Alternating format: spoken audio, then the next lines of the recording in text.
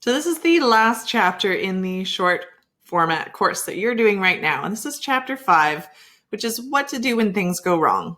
So this can be a bit more of a kind of emotional chapter for folks. So remembering at the beginning, we talked about having a helpline or having a plan on if you do find yourself a little bit triggered by anything. And make sure if you do find anything come up in yourself, take a break, hit pause, go for a walk, snuggle a pet or sort of animal if you have one in your house, call a friend. And otherwise, we're going to try and work through a little bit of some of the basics of what happens with sexual assault, what can it look like, what can it maybe feel like, and what to do, hopefully a little bit proactively, so we can help stay safe, and some ways that we can keep other people safe. So the first thing is around what is assault. So sexual assault is anytime anything happens to you without your affirmative, enthusiastic consent. So if you didn't say yes, then that is a sexual assault. Now, it's not just also terms you might have heard as well is that of rape. Rape is a sexual assault. It's a specific type, and it doesn't actually apply to everyone when you think of all genders and orientations. So traditional rape definition is sort of a penetrative thing, but that isn't, again, for all genders in having sexual intimacy. So knowing that sexual assault is the term we're going to use here because it actually encompasses all sorts of different things that might happen, and that they are all valid and they are all real. It doesn't have to just be sexual intercourse that happens. That means a sexual assault happened. Anything, even if we were kissed and we didn't give our consent, that is actually a sexual assault as well. So when we think about sexual assault, one of the main things, we're not going to, again, do as deep of a dive here as we go into in the book and in the longer course video, but one thing to understand about sexual assault is it's not always as we've maybe seen it portrayed in the movies or in TV, where often it's very dramatic and forceful and very scary appearing. Of course, it is a very scary thing, and it's not a thing we want to ever have happen. But oftentimes, it actually happens a lot less, I would say, maybe dramatically. Now, this is to do with one of the statistics around assault, which is that actually about 80%, if not a little bit more, of assaults happen with people we know. So these are friends. These are dates that we're on with people. These are people we've partied with, hung out with, that we know on some level. And that can change how the experience is in the moment for us, because these are often people that we have deemed safe. That's why we're hanging out with them. Whereas the type that we often see or portrayed in the news or in the media often are what happened with strangers or, something in a back alleyway kind of situation. And they can create very different responses in us. Both are equally valid in terms of it's not okay, whether it's someone you know or not. But sometimes it can feel a bit more confusing for us when it is someone that we know, someone often even that we like, or someone that we trust. So we have to kind of know how to understand and interpret those situations and our reactions in those moments as well, because it can feel a little different than what we might expect.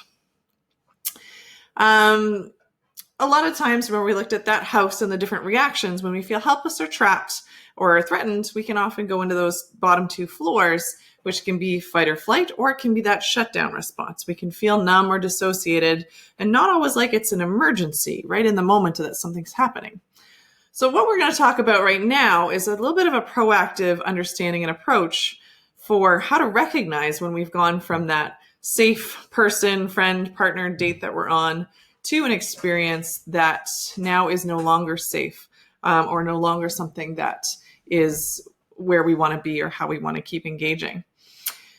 So this is what we call, this is a bit of research from Charlene Senn. She has a program called EAAA or EAAA, and it's a ways to stay proactive. She talks about looking out for what's called the switch. So the switch is the moment that a normally safe interaction switches to now being unsafe. And how do we know what that looks like? So this is any time, there's sort of 4 main things that will happen with a partner. It is any time that someone asks us for consent, and we give our answer. and then they keep asking. People should only ask us one time. If we give an answer and they keep asking, that person has now switched from safe to potentially unsafe. And we can then change how we're reacting to them, even if it's a friend, even if it's someone that we like, love, trust, whatever. They've now moved themselves into a different category, at least temporarily. And we now need to be much firmer, much more serious in how we're taking this moment, because something's not right here.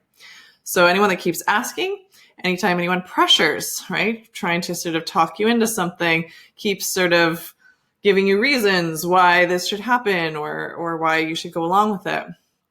Anytime someone displays anger, if you say no, or if they also go softer, but they start pleading with you, they start saying like, oh, like, this is such a, sad thing. Like, I just really think you're so awesome. And like, I think that this would be great. And I've dreamed about this for so long. And, even if they're nice words people are saying, if it's something against the answer we've already given them, they've also switched. The switch has flipped. So this model, you have to understand, applies to everyone. These are long-term relationships, people you're dating, friends that you've known for a really long time, and also, of course, strangers or new people that we've just met who are, trying to ask us for consent for something as well. So the switch is important for everyone. If the switch happens, then there are sort of 3 steps you want to think about taking. First step is noticing, recognizing when the switch has happened. Step 2 is setting those boundaries and being assertive and not having to worry that you're being rude or you're being overreacting. You can be as clear and as firm as you feel safe to do, and know that there's nothing, once that switch is flipped, that you need to worry about in terms of, if you want to make an excuse that's not real, you go right ahead. You want to say you have to leave, say someone's calling your phone and they're not, you do what you need to do to create space. So the last step, the third step, is doing your best to create space from that person, asking to go to or saying you need to go to the washroom, even saying you feel sick to your stomach, like, oh, I think I might throw up. I gotta go for a second.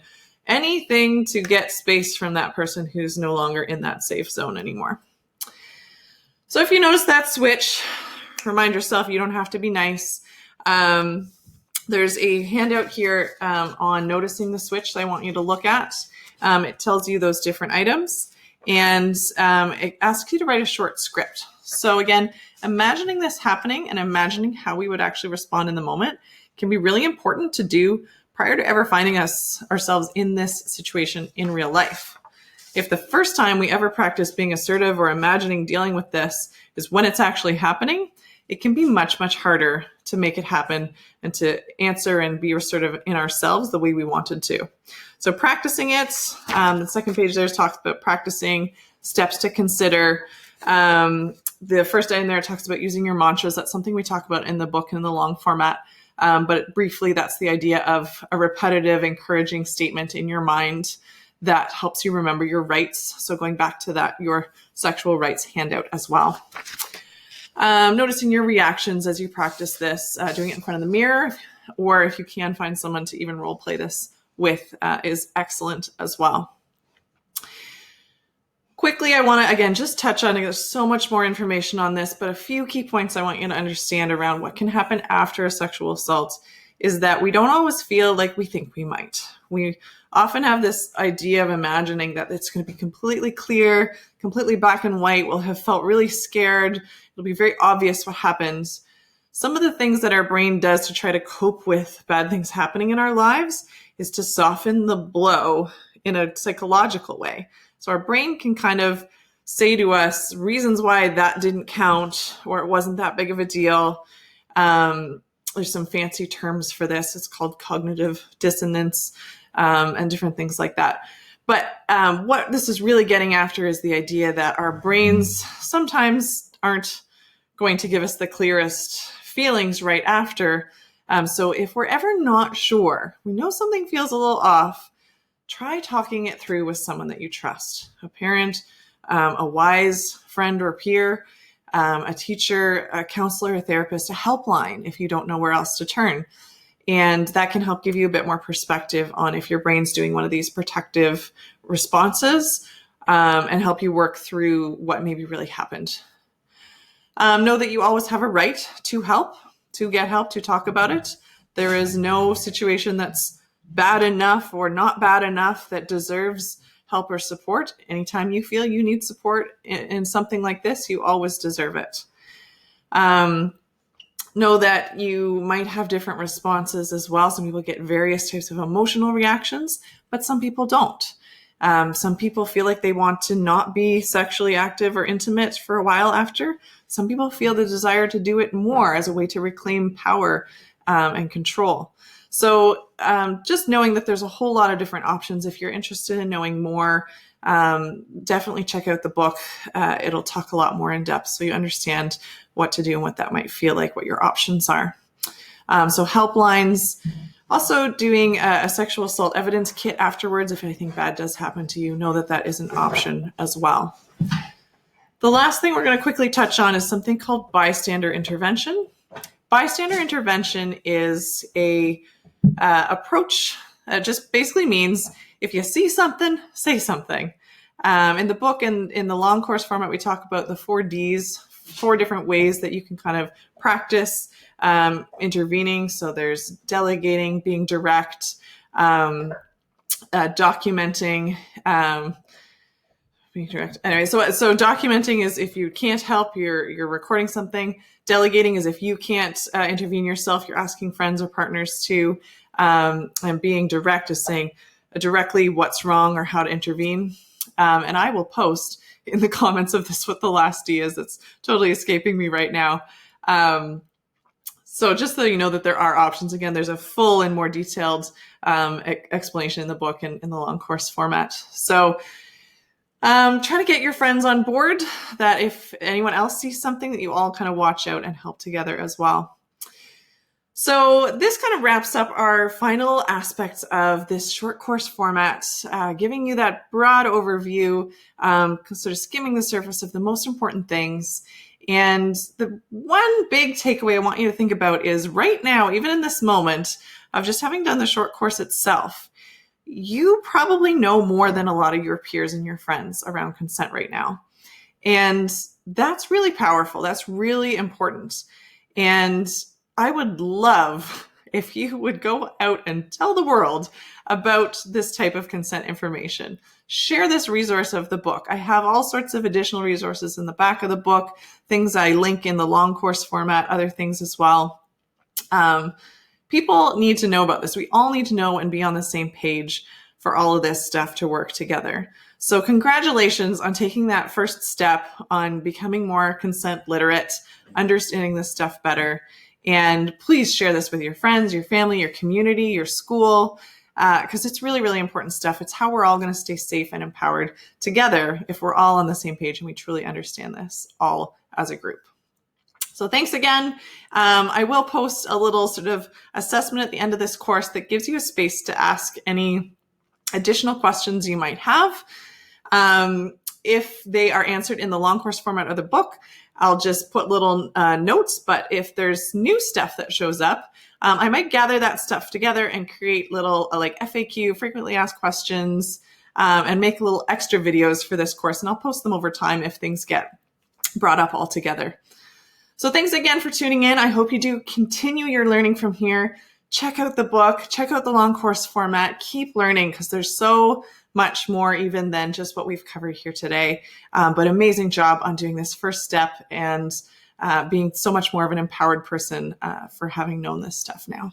So take care and have an awesome rest of whatever you're doing today. Bye.